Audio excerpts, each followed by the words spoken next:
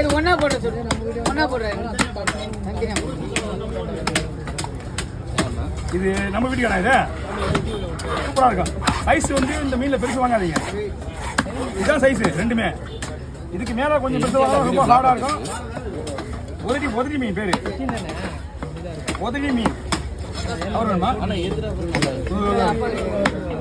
ரெண்டு மீன் தனியா வாங்கல, அது தனியா ஒண்ணா போடுவாங்க.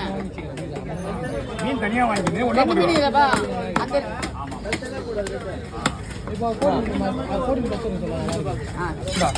சின்ன மீன் பெரிய மீன் பார்த்து வச்சுக்கலாம்.